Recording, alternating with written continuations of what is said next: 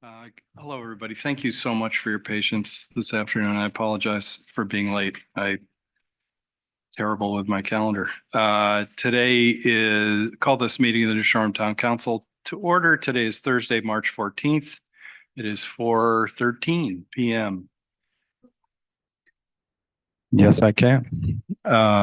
Thank you for reminding me. So this is one of those work sessions, I guess, where we have to put things on agendas in order because of the Open Meetings Act, and I don't necessarily think we'll be here for a long time. But we have I wanted to get everybody's sense of the of this property tax potential for change in the property tax. Tristan, this happened before you were on the council, but last year the legislature passed for the town of New Shoreham, as it has for a very large number of towns, the authority for us to have a, shall we say, more nuanced property tax structure on Block Island. In a lot of towns, so I pass this out, and if anybody, if we need other copies, someone can make more. But I pass this out. You've seen this before, but I wanted you to see it, Tristan. A number of towns have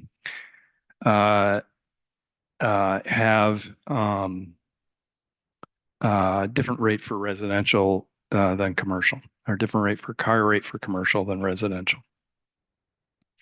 And I should have started this where I wanted to, which is, quite frankly, I have not, over the last few months, had the bandwidth to sort of come up with a great proposal on this, and neither has Amy, and neither has Marianne, given some of the stuff we've been dealing with. But it is, at least over the next couple of years, I think, no problem. That's one way to do it. You did everything but unplug it. But we do have this tool, and I think it's vital to get moving on something. There are, in my mind, a few possibilities here. One is we don't take any action for this budget cycle and put together, a bit of a working group with the council, town manager, finance director, others from the community to build a model based upon what other towns have done, based upon what our property ownership looks like, et cetera, and develop that for implementation next year. We could put together a group to work on something now for discussion or implementation this year.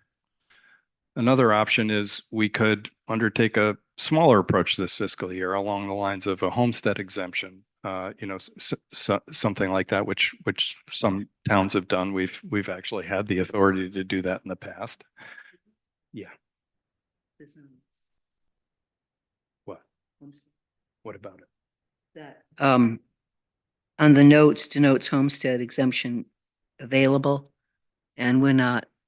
That Available. document is from 2020. Okay, good. And for me, I'm a very strong supporter of a more nuanced, more sophisticated, whatever, more reflective property tax system. But I also I do not want to do something that gets sprung on commercial property taxpayers without enabling them to participate and having a clear and transparent process around this. And I think that sort of takes option two, which is let's see if we can come up with something over the next few months, probably off the table. But I do think with a pretty thoughtful and deliberative approach, we can come up with something that, that works and is fair and adequately reflects the the relative burdens of in terms of what we have, how we pay for it, et cetera. So I don't know whether anybody has any questions or comments. If I were just sort of what I would like to do is have a plan and a timeline for it. If a couple of you would like to do it with Marion and Amy and whomever you decide would be helpful, including, by the way, a decision about whether it would be helpful to have some external expertise to analyze, because I don't think either the finance director or the town manager has an extra couple of hours a week to work on this. And it is kind of beyond some of the calculations and impacts are beyond my ability to, I think one of the important things to keep in mind is that the pie stays the same size. So it's not, which in some ways it makes it more difficult because you're not saying, hey, we're going to charge commercial property owners, whatever, a 5% adder on their levy, and that increases the size of the pie. It's actually how you distribute slices of pie, if you will, to continue. I'm correct about that, right? Everything I know about this, I learned from Amy Langes. Can I ask a Yes, question please. that I didn't have before I got here, but now that I Yeah. have this? So it says here, New Shoreham's real and personal property is assessed at 80% of fair market value at the time of reevaluation. Real and personal property in all other municipalities is assessed at 100%. So could you explain why that is? No. Hi. I cannot explain why that is, except that it has been that way since I've been here. And it's something that I think we would take the opportunity to clean up and be consistent with if and when we made any changes to the tax structure. I don't know if Yeah. anyone else can lend any clarity to the why, but. Well, I can take a couple of things. It never made any sense to me either. It was, I think motor vehicles might have been 100 at one point. It was something where it used to be 75%, then it went to 80%. And the year it went to 80%, the finance director, who was not you, said, oh, we didn't have a tax rate increase. Well, yeah, but that doesn't, you're just moving marbles around. That was actually the question I was going to ask. Can we get rid of this finally? Because it just doesn't seem to make any sense or have any rationale behind it. There's this is not a why, but in bizarre fact, We can leave. Connecticut, where Susan and I used to own a house, you pay taxes on 70% of your assessed value. That's actually statutory, if I recall correctly, not town by town. And it doesn't matter. So, I don't mean that your question doesn't matter. I mean, it's the pie, to continue with that metaphor. The pie is the same, whether you're paying 80 mils on 50% or 40 mils on 100%. The numbers are still the same because you're raising the same amount of money at the end of the day. So I understand that, But why have the extra step? No idea And there where is, it comes from. it goes, Couldn't figure it out. it goes back for back before I was involved in anything here. It was, the only thing I was, shoot.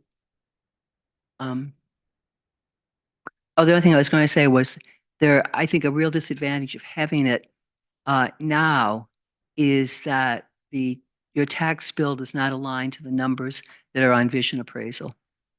If somebody goes on vision appraisal and looks at the valuation and they don't know that 80% of that valuation is what you're being taxed on, Right. your tax bill doesn't line up to vision appraisal. Probably most people aren't tax rural nerds, but the handful that are, it does cause some confusion. So I It have does. another question. Can I just ask a question Oh, on sure. that, just so I make sure I understand? So because we have a cap on how much you can, Right. and you'd now be assessing on a higher number, ultimately taking in more tax revenue, right? No, no. How does, No, and that's No. where the concept of the pie comes in. So if we change the math and everyone was taxed at 100% of their value and nothing else changed, the mill rate, the tax rate would actually come down for everyone. So we can only tax for, okay, yeah, say, yeah. $10 million. There's that other Okay. part of And it. so if the valuations go up, just like they do in a revaluation year, in most cases, Yeah. your mill rate traditionally comes down. So there may be some shifting around the pie, Okay, but it has to stay the same size under state law. okay. Is that clear? So sort of related to that and not completely related to this, but it's been a conversation in town because people have gotten their tax bills and some people's bills have gone up. So my understanding is, right, like if my tax bill went up, somebody else's went down, right? I mean, if we're raising a specific amount of money, do you see what I'm saying? Right? Like, this is something a few people have asked me. They're like, oh, so and so's tax bill went up and they're furious about it, right? And I was like, well, you're probably just not hearing from the person whose tax bill didn't go up. Or didn't go up in the exact same rate. So it could be the case that everyone's tax bill did, in fact, go up, but they may not have in a revaluation year where you're sort of looking at each property individually. Right. You may not have everyone's tax bill change by the same amount. So, for example, if you put an addition on your house, your base valuation increases, your tax bill is going to increase more in most cases than mine will if I did nothing to mine. So you increased the value of your property. The value of my property stayed the same. The town increased the levy. Everybody's taxes went up. Yours went up more because the valuation of your property went up. Okay. Does that relative to mine? It makes sense to me, right? I Valuations are not a pie. Those can all go up. okay. But the levy, which is a combination of the mill rate and the valuation, is a finite amount. Okay. And you also have changes when great big new places finally come online. You have if there was nothing there at all and now there's a $6 million house. So in That is an reality, in this community over recent years, the increase in the tax levy in aggregate has been higher than the increase in most people's individual tax bills. Because most individual tax bills have been offset by the increases in other people's valuations. If that makes sense. Yes. Yes. Right. Okay. Because nobody's building a small house. Which is benefiting the rest of the population. Their taxes increase less than the total levy Okay. because other people are picking up some of that burden. Okay. Well, I just wanted to ask the question because I wanted you to explain the answer so that if those people are listening, they get their answer. Because I don't have the. And we can do this again and again throughout these conversations because it can be confusing. We can all get twisted up. And you also forget about it when you don't talk about it often. So, Right. Right, you and Neil asked the really, the questions that we need to ask and answer over and over again, because there's more than one variable here. It's not like a sales tax where, the item is $10, the sales tax is 6%. And if the item is $11, the tax is, there's the valuation piece. And then you overlay that with the fact that there's a levy cap. So it's, the calculation is not as straightforward as you would normally think. Just example, year we had real out from the outside reval was back in the 80s, and the tax rate went from 75 and change to $8 and change per Right. thousand. People's tax bills didn't change that much. But I remember when everyone got their notices, people lost their minds because their property was suddenly showing it what it was actually worth. But when the bills came out, because again, there's only a certain amount of money you can raise, the bills weren't that significantly different. Can I ask a question about personal property? What would that be? So I just don't know. I'm not sure what tax is that? What is being taxed under that? Is that a boat or? Right. those are generally the physical assets. Of a business, not a residential, that's a business, okay. I was wondering if that was like fixtures and, So your computers, your desks that you would have in your office. for okay, example, right, that sort of thing. that's what I was wondering. Yeah. You know, when I had a store, Oh, that's the right. tax I was paying. Yes. Okay, it seemed very low at the Right. time. So, okay.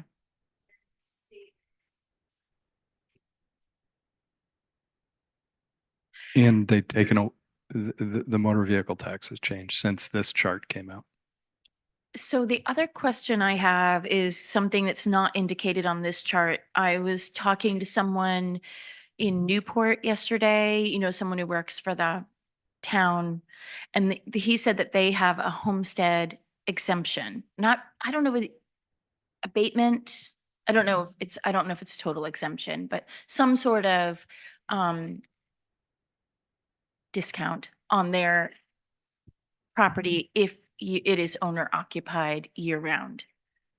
So do many towns have that?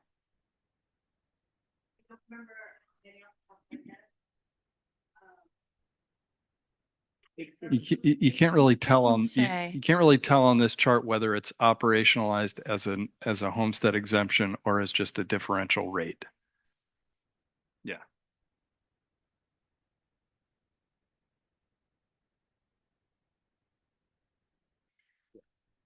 Okay, wait, I think it is on here. Thank you. Well, it's on here as far as it's available. That's when it gets tricky.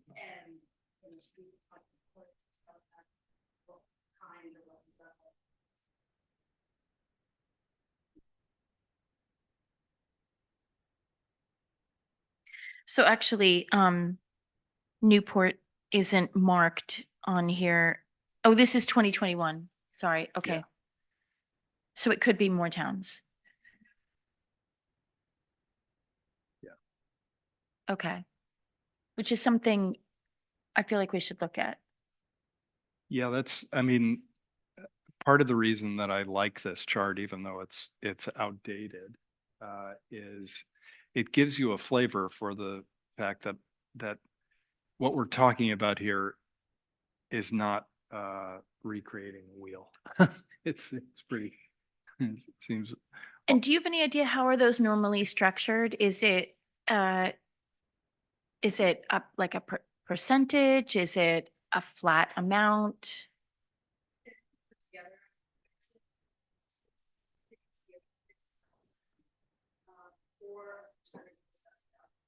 So they're actually reductions. In most cases, they're exemptions from assessed value. as opposed to the reduction. It's a little technical. Right.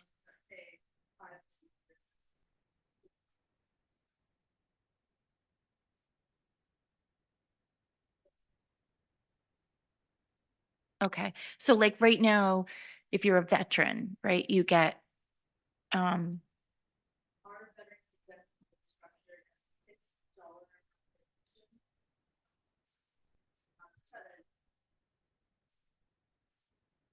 Okay, and that is on a property that you reside on, or is it, how does that work? So is it, you know? Okay. Oh, you would know, right? Yeah. Yeah. So it has to be your primary resident, like it couldn't be an undeveloped piece of property or.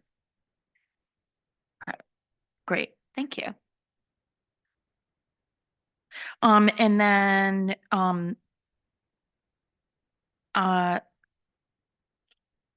so, um, I think it would be very beneficial to the community if we also entertained something like this that was for, um, fire department, rescue squad, people obviously structured in such a way that, you'd have to meet a certain number of hours, per quarter, let's say, to qualify, right? But, um, if we were to do something like that, and if we were to have some sort of homestead exemption and there's the veterans exemption, can these things pile up? So can you have a veteran who lives here year round and is in the fire department?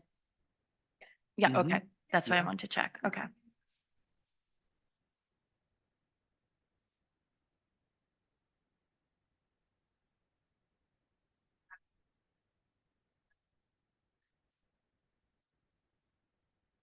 So we have a senior exemption in place? Okay.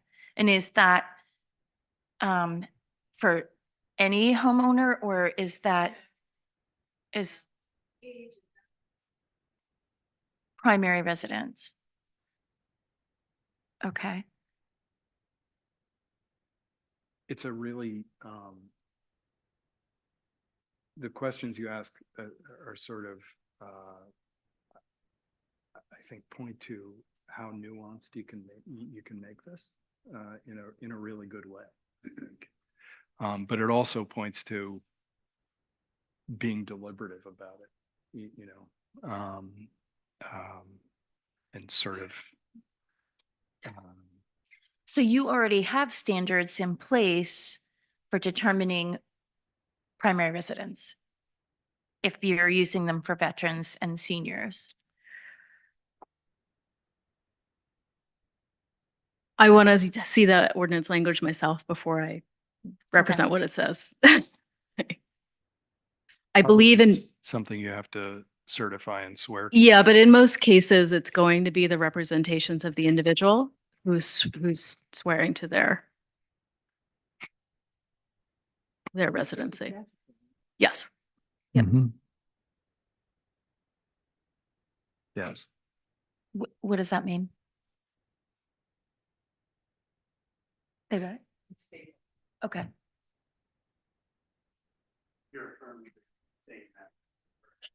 Mhm. Right.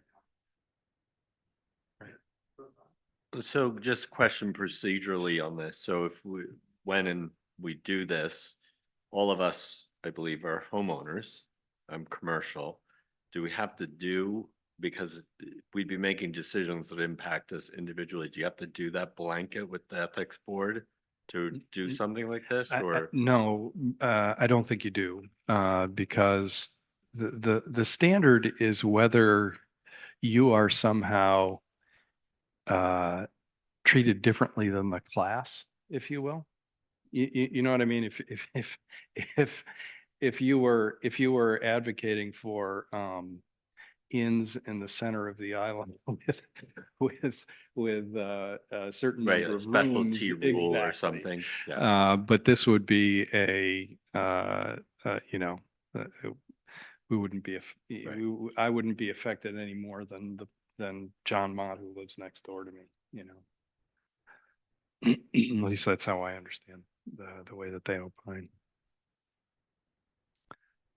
Um, so, I really would like to give ourselves some external discipline so that we come into the fall with, with an approach, that has some consensus around it that's been this is my opinion. I don't think we should try to do anything quickly. Um,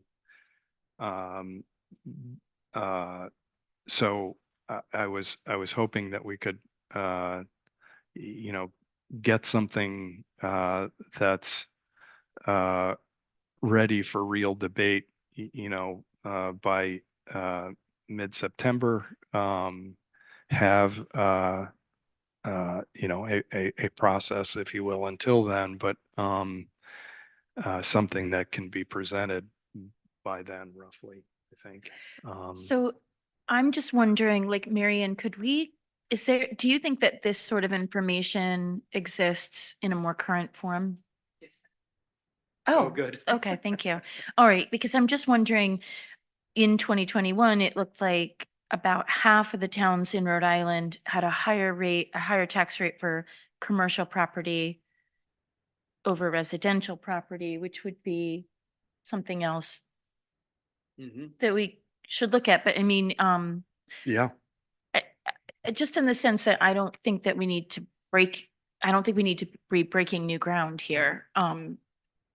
But, I don't know.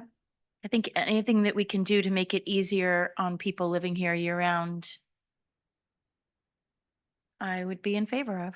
Amy, would we need to seek bids for professional services to help you with a project of this scale? Probably not if you stayed within the existing parameters of the legislation. In that, again, there are enough models for communities who are doing that already. If you want to break the mold, then maybe. I don't want to speak for anybody, but I think if that's necessary, I think I I guess don't, you I would don't, I prefer don't to want take this the to be time something to- that we just dump into your lap and Marianne's lap and, anyway. Well, I think that we have to have something that is defined. It has to be specific. It, one of the reasons this has gone off the rails before, Homestead has been coming up since, I don't know, the 80s. And you get about this far and, oh, what about this? Oh, what about this? What about this? What about this? And then everybody throws up their hands. This is not a new thing. It has to be, there has to be a real focus, in order to accomplish what we're doing. I think one of the first things that's been done in the past has been somewhat successful is finding out how other municipalities who have it do make it work. And that's just getting their ordinance or their, whatever format they have it in. It's, not that complicated. The application does become complicated and you have to set out, what is it now, March? That's, I don't know how if September is even a realistic time frame of what you're looking at and what you want to look at. I thought, in defining commercial, how do you define commercial? That's where That's- it gets complicated. That's not anywhere near as, Absolutely. it seems really simple because everybody just looks at the front street and then think, oh, that's not going to work at all. So, Yeah, and then that was one of the reasons I was asking the ethics question, because use me as an example. I live in the inn. It's a commercial building, Mhm. but it's my residence. So Yeah. what category would I fall in a new situation? Right. So, It's a really good, yeah. I mean, the definition of commercial is, I think may well be the most nettlesome, challenge that we have. That would be my bet. Because I'll give you another example that doesn't involve Neil. What if you have a company that buys a property, with the intention of it being rented out for 14 weeks a year. Is that a commercial, or resident, it's in a residential zone. Is it a primary? Yeah, I mean. That's where you can, fall, primary residence can cover a lot of ground with that one.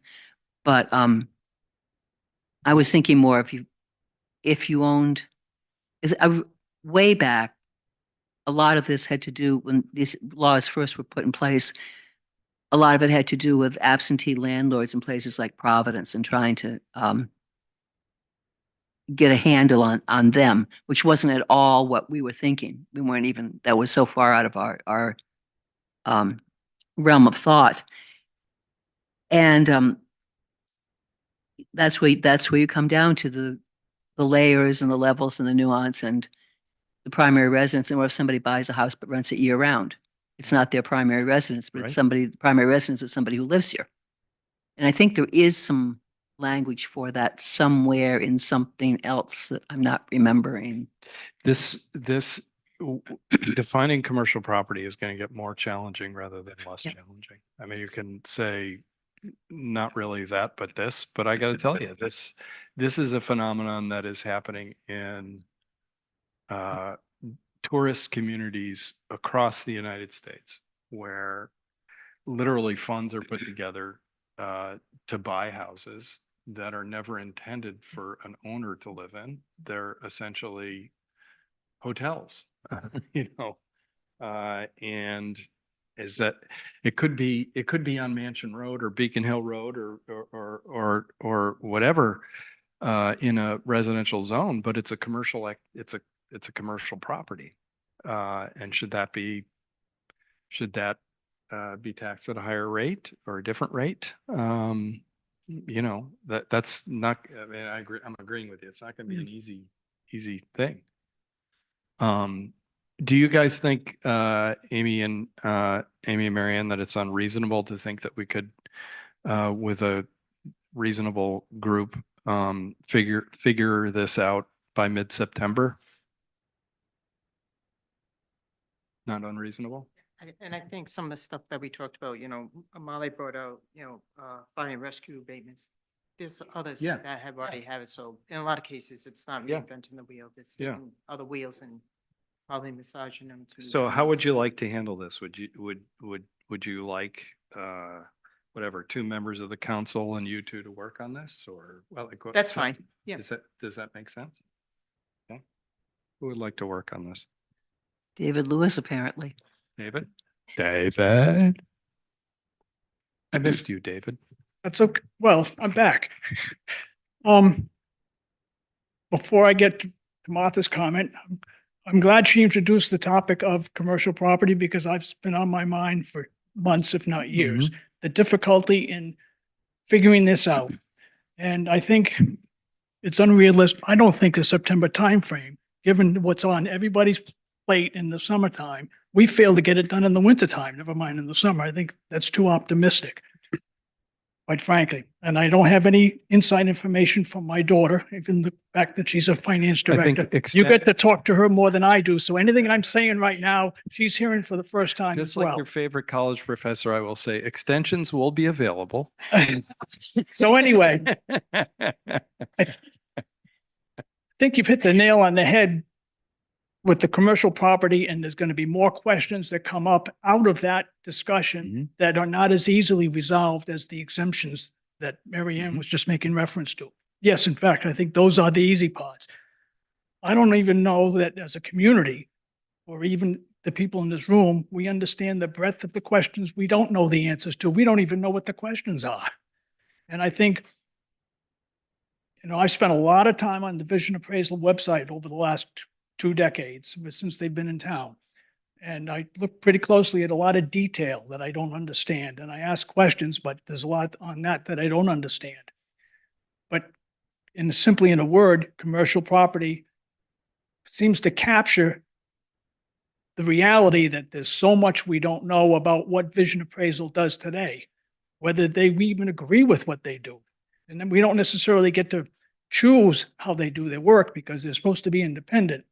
But from an informational point of view, I don't know how you can go forward effectively without not knowing what the rules are that they're currently applying and which you may wish to make some policy changes thereabouts with regard to the commercial versus residential, for example, just raises the question. So I think you need to meet more regularly and you need to leave more time for the things you don't know. I don't think this is a slam dunk and I think you're selling yourself short to plan for being ready for a substantive discussion in front of the community by September. Because when you come up here, you need to have most of the heavy lifting has to be done. So you don't get yourself picked apart in the public. And I think you should be having more people. You need to rely on out of the other parts of the community and enlarge your brain trust on this topic. Because I think there's a lot of good thoughts out there. They're not necessarily within the town council and the administrative community. You know. Not you- necessarily you- volunteering, but I think that's where you need to broaden the scope of the people that, You, you're I mean, taking you know feedback. me, I'm all in on those kinds of ideas. So well, I've been done it looking before. directly at you, but I'm Uh, talking to the community. Yeah.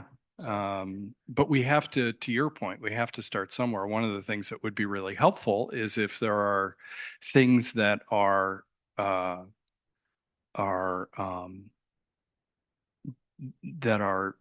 questions about how Vision does these things. Please, I'm not pushing up, but like, I consider you have more expertise than 99% of the community on that stuff. Put them in a document and so that we have that as we're pressing on. I really don't have any more expertise than anybody else, but I Think do know how to yourself. find questions Yes, that nobody can answer. yes, yeah, Thank you. yeah. Just to follow up, but your goal of September was to start the more in-depth conversation with the idea it wouldn't take effect until the following July anyway, Exactly. right? Yeah. Exactly. Yeah, So- exactly. It would take effect with the appraisal that was done in December. Am I right? If you want to get this done for the appraisal, it's next December. Would be done. for It would have, fiscal yeah, but the appraisals, the year. end What of, does it have to do with the appraisals? because the appraisal is where these, Tax based upon the appraisal. but that's how the numbers all have to fit in. What? Can I? Yeah. There is a little bit of melding of calendars on this one, because the taxes do align with the fiscal year, but because those July 1 taxes are based on the prior December 31st, most communities, when they have a homestead exemption or other exemptions, are asking people to certify as of that December 31st, which means our period for intaking applications, particularly the first time, needs to be right around that period in order to have enough time to set the tax roll in June to get the bills out. So there is some timing here that if we didn't make a decision as a community until, say, February of a certain year or March or April, we would be putting off the implementation a significant amount of time. So I don't know exactly what the right month is, but there is a my consideration own here. preference would be to press on, shoot for Hmm. September. If that's not going to happen, we have our lifetimes to do this. But if we don't set any external discipline, I can assure you that we won't be ready next year. And in the first time, there's always going to be a crunch, Yes, whether we're right. working retroactively or have a longer lead period. It's going to be tight, but there is some reconciling there. Yeah. And can I ask, like, all of this doesn't need to be done at once? That's what I was just gonna say. Right, Yes. so. That's what okay. I was Yeah, just so, gonna like, say. We could Yes, do a good point. homestead exemption Exactly. first. That's exactly what I was gonna say. Okay. But, you know, you get the group together, start the legwork, and then maybe you come back in September and said, okay, we're ready for this one. And I think one of the ready ones, I think I would suggest really looking at, based on the conversation I just heard, is the homestead. Homestead. Yeah. You know, let's try getting that worked out. And maybe some of the exemptions we may want to look at, maybe we want to look at the fire and rescue business. So maybe we pick one, two to have That- ready for. That new council member credit, school board member credit, that, Yeah. yeah. To do that. But it too. makes much more sense to do these one at a time to keep our feet underneath us, right? I mean, but I have another question though about the business property. So I know we have the same mill rate for all these property, for all of these things, for residential property, commercial property, personal property. Auto is more, but the rest of them are the same mill rate. Is that why it's murky? Because we've never had to really like suss it out, like what's what? Just one correction before I answer, which is that there is no longer a motor vehicle tax. Those have been eliminated. Okay, So it's on this so we list, can keep but- that in our heads. Wondered I about think that it's one of the challenges we need to understand better is whether our current classification of commercial is as robust as we would want it to be if we were to use it in a material way. I'm not saying it is or it isn't, but we want to make sure that it is. So that's one of the exercises we would go through. And I'm assuming that part of this would be looking at, what to town, like Neil's example of, right, he's not the only person who lives in his commercial property. Nope. Obviously other towns, I'm sure Newport has figured that out, right? Exactly. Narragansett has figured that out, A- like. And that's where I so- say, if we're working within that sort of existing structure throughout Rhode Island, we can pull different examples of language and see if any of those feel right for us, or if we want to design some language that is unique.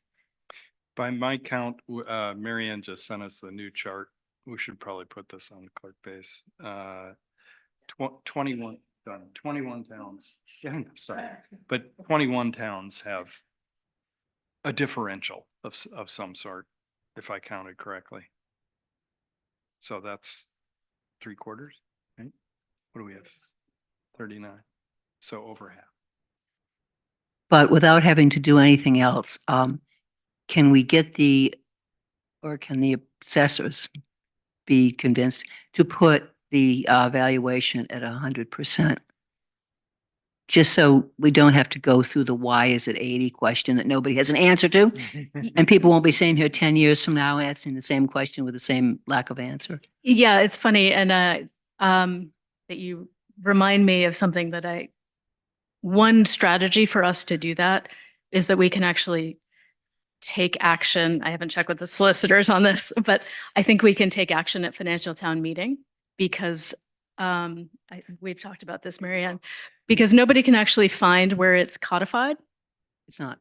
And so it's a practice that we can't point to. And in order to undo it, we just want to be really clear. And so It was changed before. we can take that action, I think, at financial town meeting as a group, if that's That makes sense. something that the town Yeah. wanted to do, even before all the rest of Right. this. And just not to let that get lost, because that's the simple piece, and the simple piece often is the one that falls off the wagon. Yeah. I like that idea. James? No, you don't have the answer. But there's a question coming your way. Definitely. So who would like to work on this with Amy, Marianne, members of the community, whatever? Do we want to look for members of the community?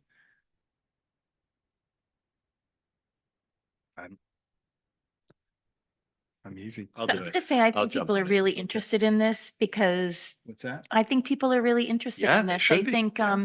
I have only run it by 3 people and all 3 of them had a lot to say on this issue. So I think that the fact that we've started the conversation is going to really make this percolate with people. Yeah. So, I don't have time before September to do this. So Neil does. No, I'll just tell you, and one of the reasons that I'm saying I think September is too soon. I know how long it took. I know the time frame that was put on the housing board, and I thought it was crazy. It was 2 years. And we got that through the first time we went to the State House. But it didn't need to take 2 years probably, but that's the way it happened. Okay, so the two primary staff people say September is a reasonable time period. If there's more time needed, they'll tell us, and I'm not unwilling to do that. All right, Neil and me? Cool. Fantastic. Thank you, guys. This is, Molly, you're right. I mean, and the comments run the gamut. Like, on the one hand, it's, we need to be taxing those people more, on the commercial side. And, on the others, it's, what does this mean for me? So it's a range. It's not going to be easy, but that doesn't mean it's not worth doing. So the second item on our agenda is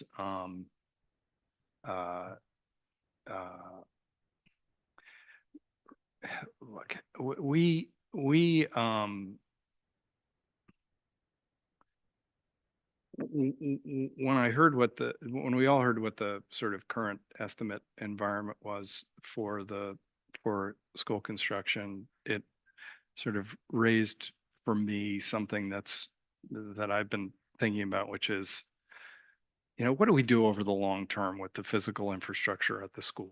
I mean, I think it's on everybody's mind who walks in there. And that raised for me, we really should, I think we really should sort of have a discussion around this table or a table in the library, where it's the council and the school committee, and just sort of talk about school stuff and construction and what's our vision, and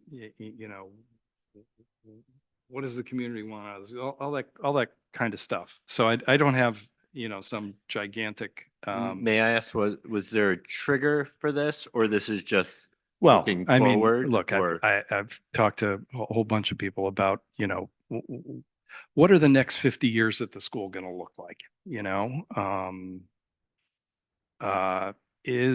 this is so not in any, I'm not an educator, I'm not on the school board, I'm not a construction person, but I do worry that that we're going to be in a place where we're going to need these sorts of significant physical upgrades on sort of over time, maybe significant pretty regularly. And what is the smartest thing to do? Is it smart to just sort of do one big project? Is it smart to, not that this one isn't big, and I don't mean that we shouldn't do the HVAC. I'm just saying it raises that kind of, what is this? What does it look like? And what is, Well, I think this conversation would be like, to answer Neil's question, it might be easier for him to understand where we're jumping off from if Mary Ann gave an update on because the voters voted $10 million to do upgrades to the school. But do you want to talk about that situation? And I think I sent all the council an email, and Charlie Webb is here, who's on the school committee, but also chairs the building committee. So there's a building committee that is made up of myself, the superintendent, the principal, Charlie Webb is on there, Chopper, Lionel Butterfield, thank you, Tom Rism, and I think that's everyone. And Bill Penn, that's right, Bill Penn. Pageant. And so we meet almost monthly, and we started meeting, and it's a requirement to have a building committee. That's a requirement of Rhode Island Department of Education.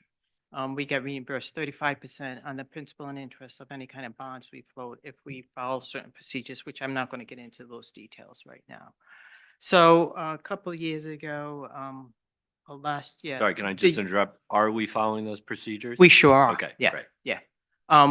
2 years ago, the town authorized, the voters authorized a $10.4 million bond issue for the renovation work that we were looking to do up at the school. Before we did that, RIDE requires certain steps that you go through. You know, it's a stage 1, it's a stage 2, and each step has certain, they have stage 1, 2, 3, and 4. We're in the stage 3, which is the bidding process. And RIDE with the stage 1 and 2 is where they approve the projects. You go through RIDE, they have to approve the projects, and they approved it. And based on the approval, they provide funding. We were looking for $10.4 million based on an estimate we received from our architect that goes back a while.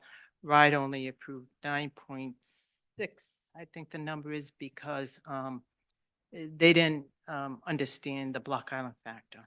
So now let's fast forward to where we are now. We did put bid specifications. We work closely, the building committee works very closely with the architect and also our project manager, the OPM.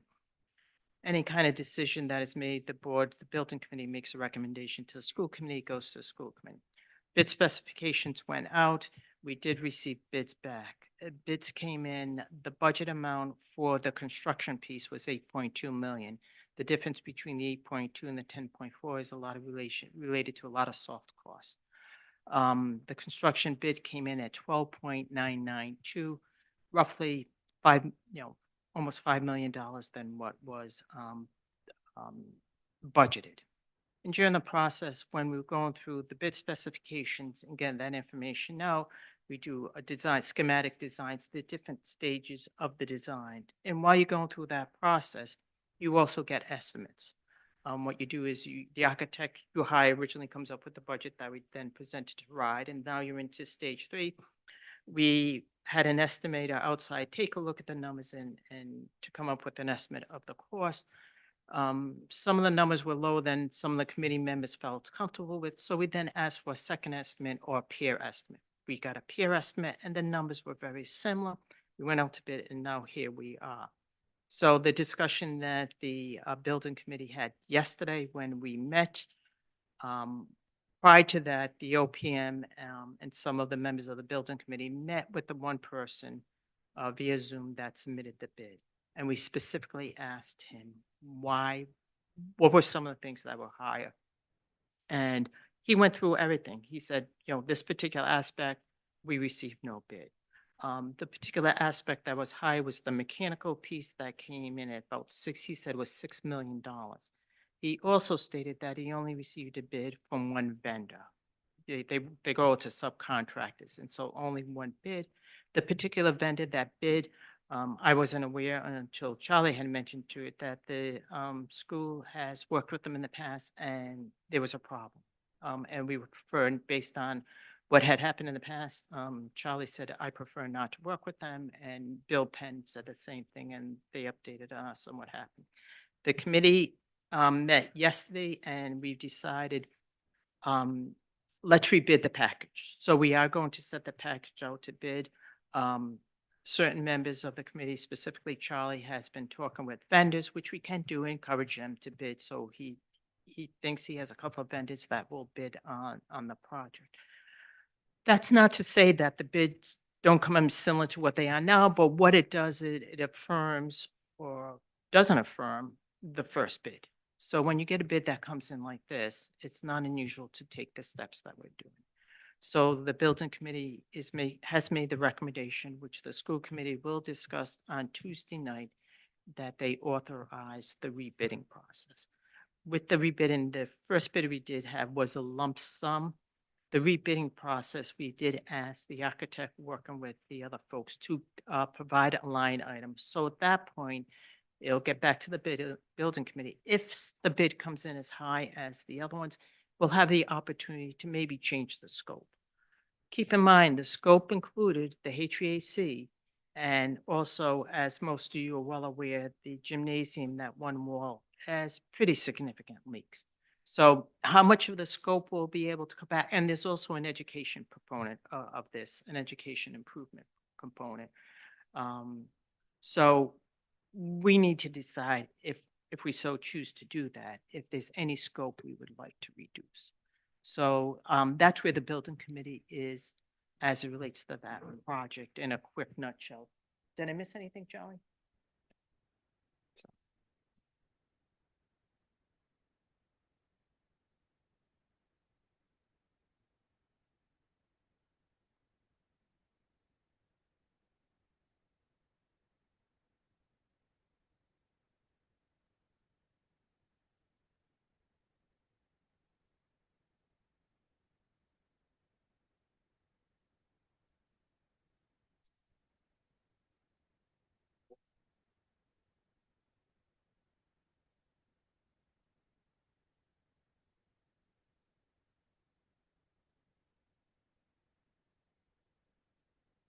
I guess my question is, who do you envision having an open forum?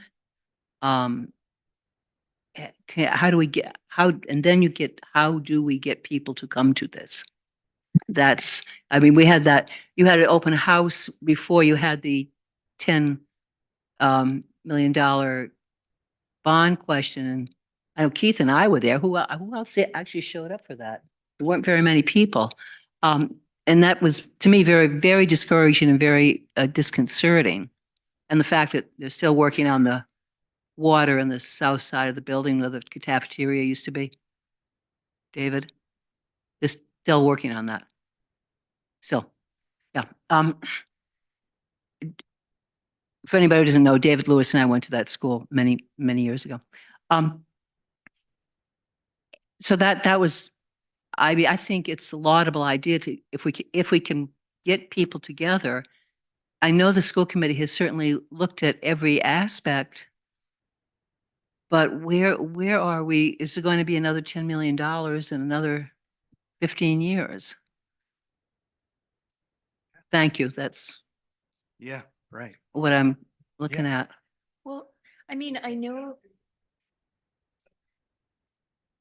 Yes. Right.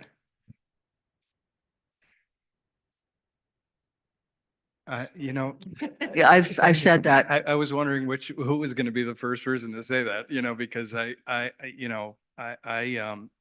then the question is, if we sort of say, look, at the very least, there's going to have to be very significant capital improvements made over time, whether it's to the 1933 building or building a new school or whatever that is. Let's just sort of, I think we can agree that that's going to need a lot of work over time, and a lot of money. Well, then if you're gonna, do something very significant, then that leads to, or perhaps should follow, kind of, well, what's the right model? Is the right model what they do on Fisher's Island? Is the right model what what they do on other islands? I think there's another island that's going through this now in Maine. Is it whatever? Are some of our kids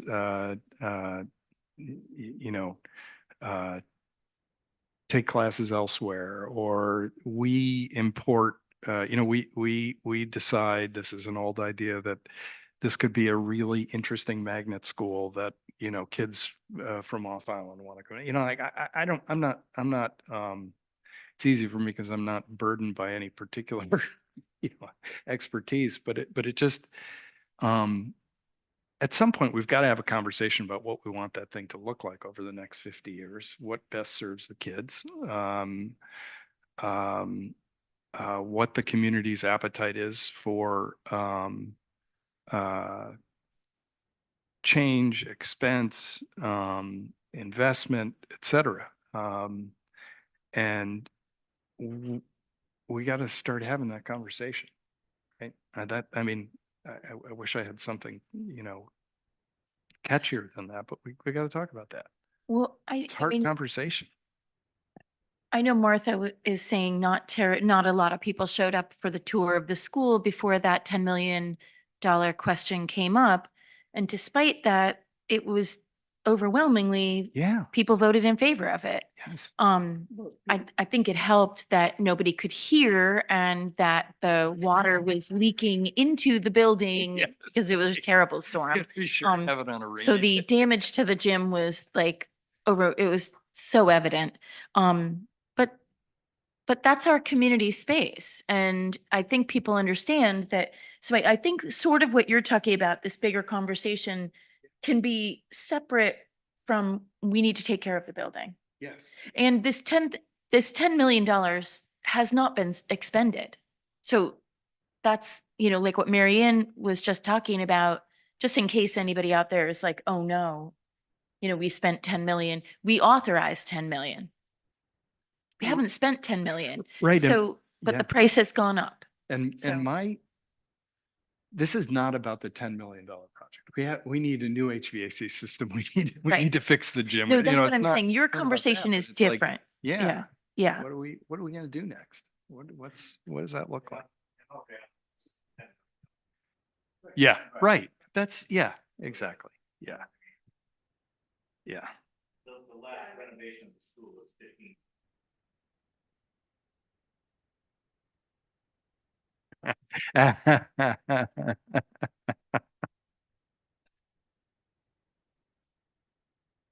I'm Charlie Weber. I'm a school committee member as well as the chair of the building committee.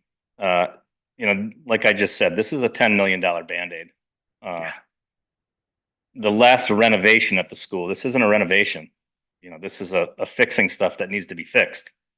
And, the last renovation that was done incorrectly. It's the wrong building in the wrong spot. I'm not going to take anything away from the people that did the job the last time, but it wasn't done right. And it hasn't been right since day one. I don't think that we need to bulldoze the school and start over, but we have to have a 10, 15, 20-year plan of bringing the school into the 21st century, because right now we're teaching in a school from 1933. Yeah. That's had some lipstick put on it. The gym renovation and the HVAC project should happen. We'll see how it goes with this next round of bidding. It's stuff that's needed. It's not like we're doing anything to make the school better. We're just making it, Yeah. we're making it dry, and we're making it so kids can breathe. Yeah. And that's basically it, but there needs to be more looked at this on a bigger scale. Marianne spoke yesterday at the meeting, when she was first hired for the job out here, Ken Lacoste brought her around, and he brought her to the school, and she walked in, and you get this feeling when you walk in this door, like it's not very welcoming, from the paint scheme that's peeling off the walls in a lot of places, to the, it's that 50s yellow prison paint and green paint and stuff, the color scheme's just terrible even, I've had 2 kids graduate from there, and they get a good education out here, but the environment they're learning in isn't the environment they should be learning in. And it has nothing to do with the people that work there. It has everything to do with the facility itself. Yeah. I mean, That's all I got. yeah. So it's not like I'm thinking we need to get together and put together a 6-month plan, but we have to have this conversation as a community about what it is we want and what we need. And,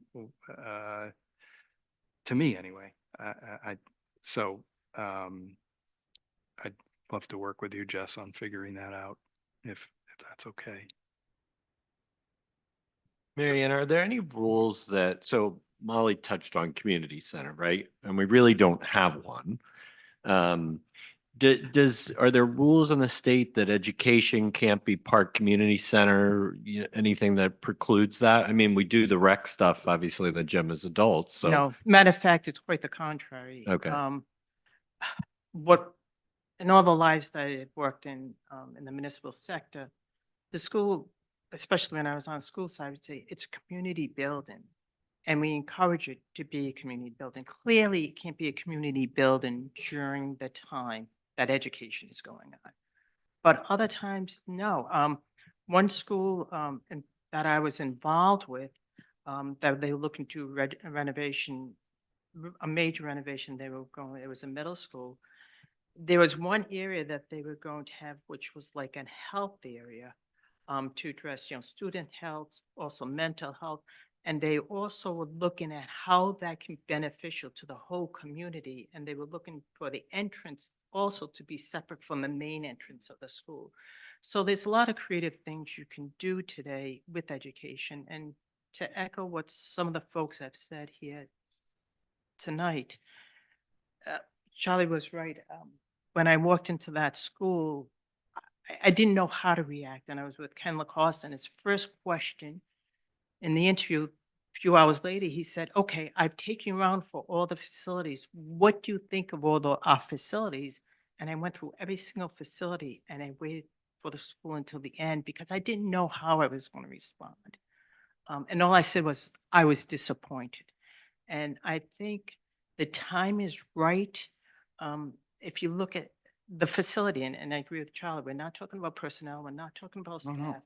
The facility, and you look at what's going on the mainland, the classrooms that are there, it's completely different. And I can, forward some pictures and stuff of schools. And there was one school in Cranston that was an elementary school. That was a major renovation. And you look at that major renovation and they have them side by side. It's amazing. It's amazing. It's amazing. The way education is being presented today is highly different. And also, as our students move on to higher ed or whatever they move on to, even in the workforce, education is more of a collaborative environment, which is how it is now in the workforce. There's so many things that are changing that leads to that. And I think a community forum, as I envision it, is we bring someone in who is the moderator.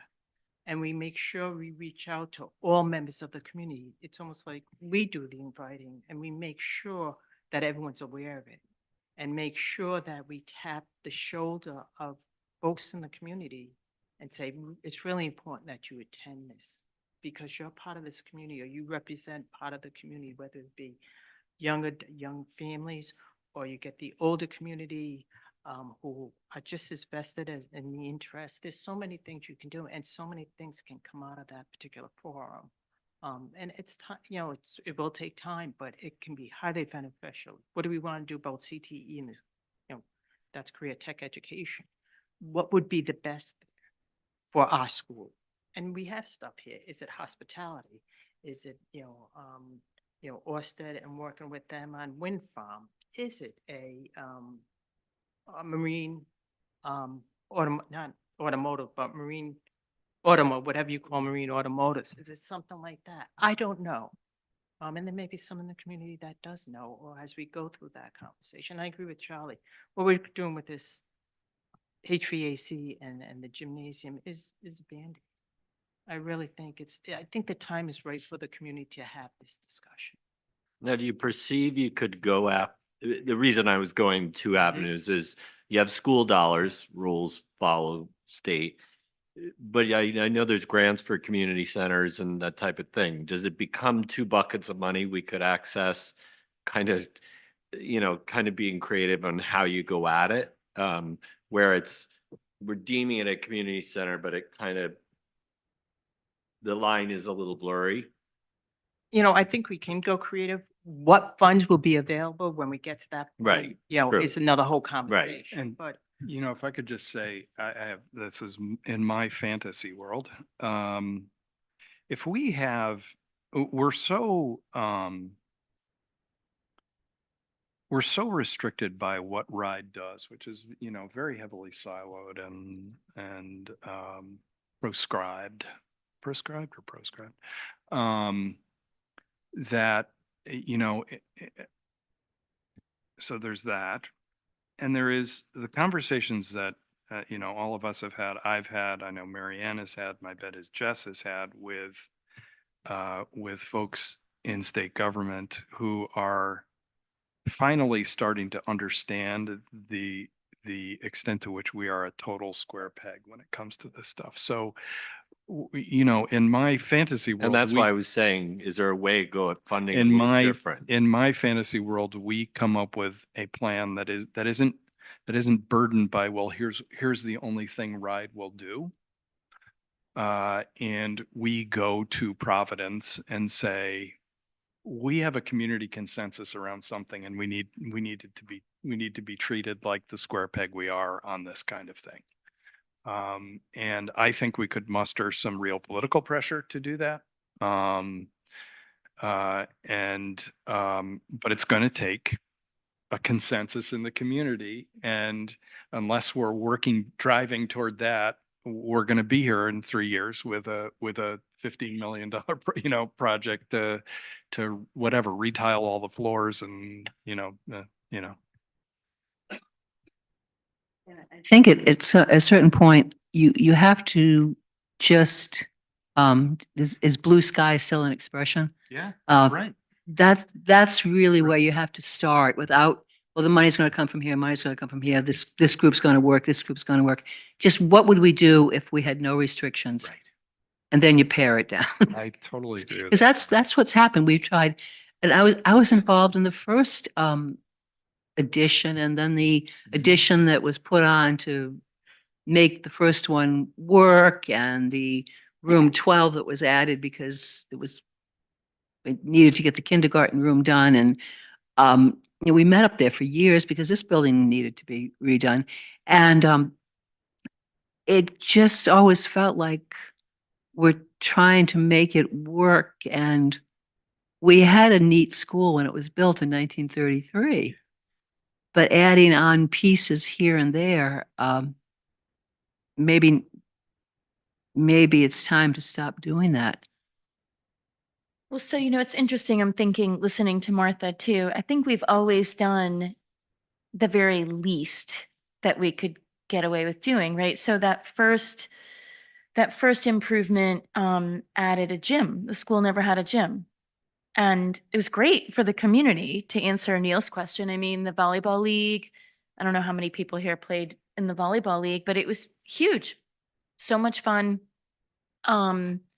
And everybody in the community played, and there was a basketball league. And I think in the next iteration of the school, that gym became what had been that gym became the cafeteria and the art room and the tech ed, and with an addition of the high school above, because they needed more classroom space and all those other things. And we got the new gym, which is, as Charlie said, I don't know. I'd love to think you get what you pay for, because it cost a fortune, but it didn't work. That gym didn't work. Luckily, the rest of it seems okay. So the gym didn't work, and it's leaky and needs to be fixed. But and Martha's saying we added on the kindergarten, but we've never been able to do the big vision of what we wanted to do, because we are always paring it back down to the bare minimum. So I don't know if it's not an answer, but it's just, I don't know. How do we get beyond the bare minimum? Pat? Charlie, just because you're in here, are we addressing any of the old structure, the block section that's below grade? Or is it strictly the gym envelope and HVAC Infiltrator system that's going in the parking lot to stop the water? stop the water. The entire outside end? There is other, Okay. I think that falls under the educational improvements section of it. I guess to the extent. No, I'm teasing. I'm sorry. I didn't mean to be. They are chasing the whole exterior of the building. Parts of it. Okay. And I proudly stated that the vision of what our money could, it just rained. So I've been on school committees here over probably 10 years. And I just came back in 5 weeks in the Boston area with a second and third grade grandchild, a son-in-law who's a school administrator, and going to perhaps the oldest, most diversified school in Boston called Early people are just, there's a lottery to get into. And they do, as I left yesterday morning, I said, Maggie, what's up today? She will, the bus picks us up and we're going to the ballet, when we have some hours with that, and then we write that. And I'm thinking, you know, I'm heard a lot from them. The vision is more, what is the outcome of the child? And then the condition of the schools, of course. You've got to tend to that.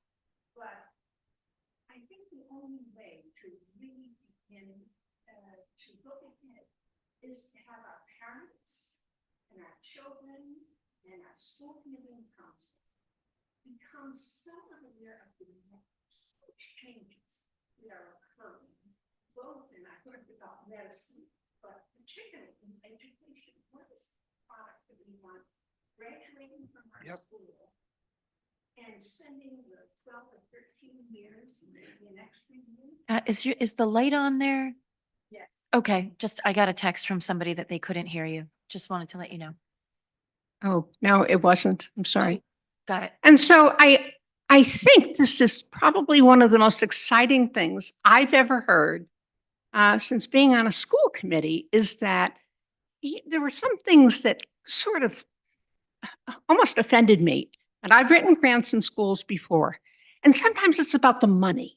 You have to spend it on this and you have to be careful of that.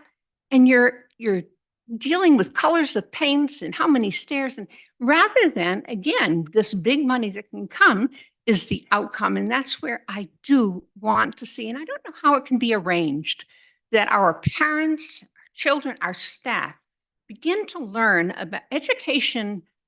Call it post-COVID. I don't think it's post-COVID. I think it's been going on for some time now, is ready to embrace change. And I think Block Island is at a point now where they should, for their children, that's what we're all here for, embrace a significant change that has certainly, let's fix the leaks and all that other stuff, but the state should realize that there is a Block Island factor here, because in order to do what the rest of the world is trying to do to prepare kids, you're going to have to differentiate between where certain monies go to allow things to happen for all of our children and not just the ones that are over in Boston or Providence or what have you. So that's just, I didn't expect to say anything today, but I'm glad you did. I actually think there may be more consensus than we think. Oh, I do believe That's there is. And what Molly brought up, and I think I've talked to Jess about this before,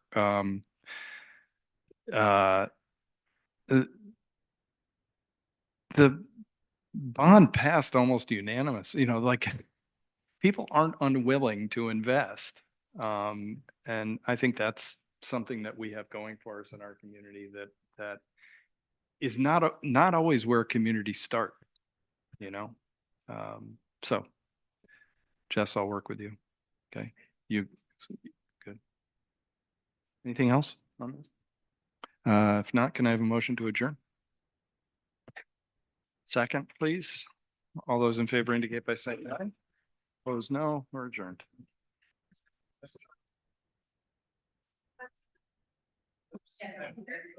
What's that? Oh, yes.